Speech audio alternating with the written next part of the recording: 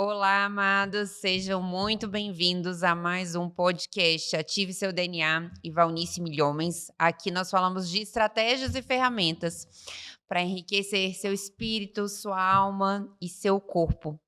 E hoje nós vamos iniciar uma nova série de gestão das emoções. Começamos já com o primeiro episódio que vai ser Quando a Vida Dói. Então, muitas coisas nós vamos aprender ao longo deste episódio. E se você não é inscrito ainda no canal, não se esquece de curtir, compartilhar também esse vídeo e se inscrever no canal para receber as notificações dos nossos próximos episódios. Então, vamos já começar este novo episódio, essa nova série, né? Quando a Vida Dói.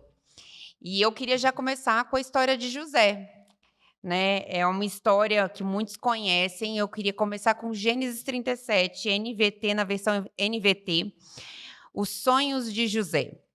Certa noite, José teve um sonho, e quando ele contou a seus irmãos, eles o odiaram. Ouçam esse sonho que eu tive. Estávamos no campo, amarrando os feixes de trigo. De repente, meu feixe se levantou e eu fiquei de pé. E os feixes se juntaram ao meu redor e todos se curvaram diante dele. Os irmãos então responderam: Olha, você imagina que você será nosso rei? Pensa mesmo que nos governará? E o odiaram ainda mais por causa dos seus sonhos. Pouco tempo depois, José teve outro sonho. Dessa vez, contou de novo aos seus irmãos: Ouçam, eu tive um outro sonho. O sol, a lua, as estrelas se curvavam diante de mim. Dessa vez, ele contou o sonho não apenas aos seus irmãos, mas também a seu pai, que o repreendeu, dizendo: Que sonho é esse, José? Por acaso eu, sua mãe e seus irmãos viveremos e nos curvaremos diante de ti, no chão, diante de você? Os irmãos de José, então, ficaram com inveja dele. E o pai se perguntava qual era o significado dos sonhos. Então, José teve um grande sonho com destino, como se ele fosse um rei um dia, né? E que seus irmãos, seu pai, todos se curvariam diante dele. Mas entre o sonho, né, entre esse destino e o que ele se encontrava naquele momento, José foi vendido pelos seus irmãos, caiu, né, no poço, foi vendido pelos seus irmãos, depois foi para o palácio, foi caluniado no palácio, foi para lá na prisão. Então, eu queria começar a perguntar já exatamente isso. Quando a vida dói, por que que às vezes, muitas vezes, a gente vê várias histórias que Deus mostra o destino, dá uma visão, mas não mostra o processo? Deus é soberano e a primeira coisa que temos que compreender no modo de Deus trabalhar conosco, Ele nos chama para um caminho de fé. O justo viverá da fé. Andamos por fé e não por vista. Que é a fé? Tomar Deus por verdadeiro e a sua palavra. Agora, Deus tem um propósito para todos nós, mas não nos revela, na realidade, a trajetória, porque é um caminho de fé. Quando, por exemplo, Deus leva o povo do Egito para a terra de Canaã, o povo podia ter chegado rapidinho, mas o texto diz que Deus levou pelo deserto para provar o que estava no coração. Provar o que está no coração. Então faz parte do caráter de Deus não revelar a trajetória, porque o futuro pertence a Deus e nós não teríamos estrutura de assimilar, de entender. Por exemplo, uma criança. Eu ia perguntar já isso, se nós não iríamos desistir. Não, veja uma criança. Você pode falar tudo o que ela tem que fazer, o que ela vai fazer, ela nem tem capacidade. Nós não temos capacidade. Deus tem um propósito para nós desde o nascimento. Tudo está escrito no seu livro, mas a revelação, ela é progressiva. Nós vivemos, é a nossa própria vida. Nós vivemos um dia de cada vez. Basta cada dia, disse Jesus, o seu mal. Basta cada dia. O pão nosso de cada dia. Nós não podemos trazer o futuro para o presente. Então, no caso, você trazendo o caso de José, o sonho. O próprio pai ficou pensando, será que esse sonho significa? Porque sonho a gente tem. Quantos sonhos? Toda hora sonhamos. Cada vez que entramos no sono REM, estamos sonhando. Não quer dizer que Deus está falando conosco, anunciando o futuro. Aliás, tem um dos versículos que diz que os nossos muitos sonhos vêm das nossas preocupações. Alguns sonhos, sim, têm um significado, mas muitas vezes nós nem sabemos até que aconteça. Então, Deus nunca faz parte do caráter de Deus, guiar-nos um passo de cada vez. É de fé em fé. O justo viverá pela fé. Abraão, que é o pai aí, que é o que encabeça essa descendência de onde vem José. O que é que Deus diz para ele? Sai da tua terra, da tua parentela, para uma terra que eu te mostrarei. Qual é a terra? Ele não diz qual era a terra. Ele, na realidade, mostrou o destino. Ele disse, sai ao longo do caminho, na obediência, é que Deus vai revelando, até porque Deus pode ter um plano para a nossa vida e nós não respondermos à altura e interromper o plano. Por quê? Porque Ele nos deu capacidade de decidir. Ou demorarmos um pouquinho mais para Nós podemos atrasar os propósitos de Deus também na nossa vida, pela nossa falta de obediência. Então, quando o assunto é dói, a experiência doeu. Será que José imaginou, eu vou um dia governar? Provavelmente não. Contou porque fazia parte de contar os sonhos. Mas eu fico pensando na cabecinha dele, né, entrando na cabecinha de José, pensando assim, você já pensou se ele pensasse que ele seria vendido? Teria ido para a prisão. Ele nem teria saído de casa para ir encontrar os irmãos, mas ninguém sabe.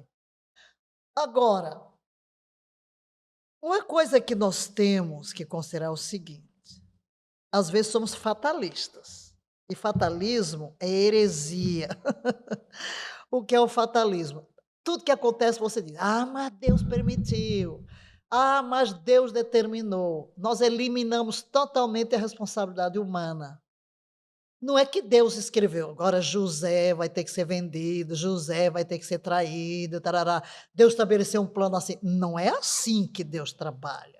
O que ocorre é o seguinte: todos nós somos pecadores, todos somos falhos, por isso nós vamos viver as consequências dos nossos erros, das nossas falhas, vamos lidar com pessoas imperfeitas, nós somos imperfeitos. Agora, por causa da nossa fé em Deus, temos confiança de que Deus vai intervir, vai nos tirar daquela situação. Aí vem a questão de eu administrar. Se a experiência vai doer muito, se ela vai doer pouco, se ela vai doer muitos anos, se ela vai doer poucos anos. É a atitude que eu tenho. Porque, vamos lá, você traz aí o sonho de José. E eu fiquei ouvindo a sua leitura. Ciúme, ciúme, ciúme, ciúme. Se eu pensar na dor de José, eu diria que houve duas dores grandes. Foi ser jogado no poço e arrancado do pai. Segundo, na casa de Potifar, a sedução da mulher de Potifar. Agora, ele está sofrendo o quê? Porque Deus determinou? Não. Porque nós convivemos uns com os outros e somos imperfeitos. Ciúme, uma atitude pecaminosa. Agora, por que os irmãos tinham... Porque o texto, eu fiquei prestando atenção quando você leu. Por isso, tiveram mais inveja. Por quê? Porque é uma coisa antes disso. Por que a inveja aumentou com o sonho? Quando ouviram? É porque o pai privilegiou José acima de todos os irmãos.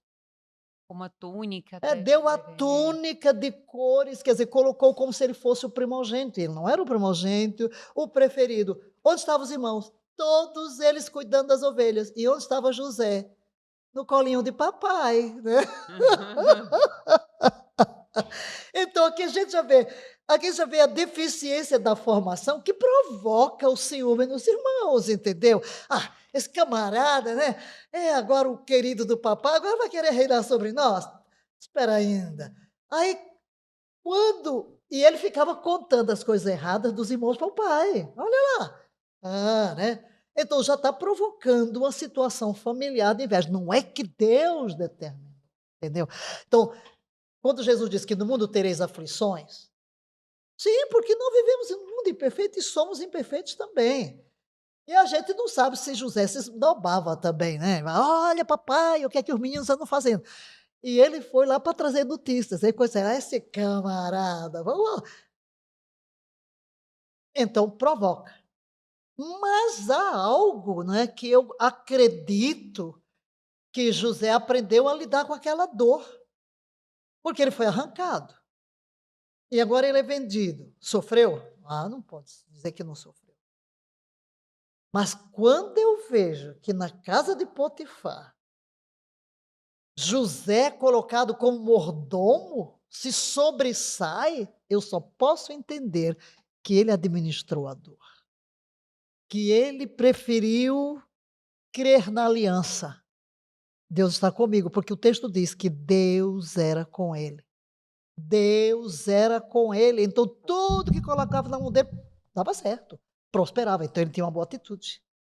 Então, ele venceu, ou ele aprendeu a administrar essa situação. Aí vem a segunda grande dor, traído. Mas ele tinha princípios, ele aprendeu valores na casa do seu pai. E ele disse que não podia trair a confiança do seu chefe. Como? Eu não posso pecar contra Deus. Então ele tem temor a Deus. Aí ele é jogado. E é interessante, né? Por que ele não acusou a mulher? Não sei se não acusou. Sim, mas talvez por princípios. Ficou quieto, sofreu na prisão. Aí chega na prisão. É doloroso? É. Mas o que acontece na prisão? O carcereiro o coloca como chefe de todo mundo na prisão. Uau! Então ele aprendeu a administrar a dor da traição pela confiança que ele tinha em Deus. E para mim a questão do foco, em vez de ficar lambendo a ferida, A dor. alimentando a dor, porque se você começa a pensar no que lhe aconteceu, no que doeu, você vai para o inferno. Eu não estou dizendo que você vai para o inferno quando morrer, você vai viver o inferno aqui, ser atormentado por uma dor emocional. E sempre a gente vai ver o quê? Deus estava com ele. E a gente sabe o fim da história, né? Qual é o fim da história? E quando os irmãos vêm, ele diz assim: foi Deus que me enviou. Foi Deus que me enviou. Então, o que é que eu vejo aqui? Não é que Deus determinou que as coisas acontecessem dessa maneira, que a gente sofresse tanto, mas vamos dizer, é inevitável, né? Sofremos as consequências das nossas atitudes e daqueles que nos cercam, mas a confiança em Deus, o focar em Deus, o tirar o foco do problema, voltarmos para Deus. É isso que nos faz vencer e Deus pode cumprir o seu propósito a despeito de qualquer coisa. A despeito. É aí onde todas as coisas vão cooperar para o nosso bem. É. E Deus, por que ele não fala do processo? Porque faz parte do caráter Doutor dele, foi o dele. que eu acabei de dizer. Não vai falar, meu filho. Você tem que dar um passo de cada vez. Obedece o primeiro, ele dá o É segundo. segundo. É o jeito dele ser. Agora, eu não posso perguntar por quê. Deus é soberano. Eu não pergunto nada a Deus por quê. Deus é soberano. Ou eu posso perguntar assim, para quê? Para quê? Qual é o propósito? Eu tenho que entender a forma de Deus agir, não adianta eu ficar fazendo perguntas, porque eu nunca vou entender Deus, senão eu seria Deus, e eu não sou. Então eu tenho que entender a soberania e a sabedoria de Deus, e descansar nessa soberania. E não é maravilhoso? José chega no fim, foi Deus. Aí foi Deus que me enviou, mas ele só soube isso. O que é que ele fez durante todo o processo em que ele desconhecia? Fiel aos princípios que ele aprendeu com seu pai. quanto mais difícil, mais extraordinário o destino, mais difícil o processo? Não necessariamente, não necessariamente. Eu vou sempre repetir a questão de que os problemas têm a dimensão que nós lhes damos. Todos nós temos desafios.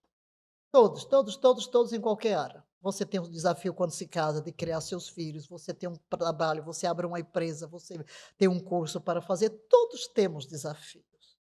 Agora, todas estas coisas, nós podemos achar que são peso ou privilégio. Depende da nossa atitude. Por exemplo, você falou de José, eu fiquei pensando, realmente, foi um futuro extraordinário? Foi. O caminho foi difícil? Não foi fácil. Aí eu pensei em Abraão.